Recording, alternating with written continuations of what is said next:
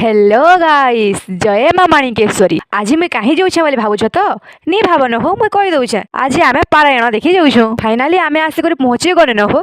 अरे देख तो केते सुंदर भाव गेट के सजेछन। आसिक सुनबा के मिलला केते सुंदर सुंदर भजन। अरे किए इमानकर भजन के पसंद करता जे कमेंट गोटे गोटे निहाती करबो। फिर मुई प्रभु रामचंद्र के दर्शन करी देसी। फिर प्रसाद देला के घिची देनी पूरा। फिर ई बड़मा गोटे चॉकलेट रो वर्षा कली हो।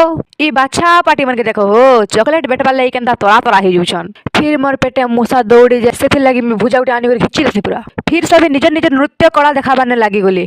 जेनता नृत्य कला देखौथिले जगह हो हसी हसी गड़ी भी जीव और आ फाड़ी कर देखू भी थीबो। फिर यार स्टार्ट हो गला होम यज्ञ। जेनता निया जलुथुला जगह हो पासके जीवार लगी भी डरी मरबो। फिर आलती हो जाएसी। फिर अन्न प्रसाद देला के खिची देनी पूरा। छुकु छुकु छुकु रेल गाड़ी जाए मामू घर किए जीवा गाए चला।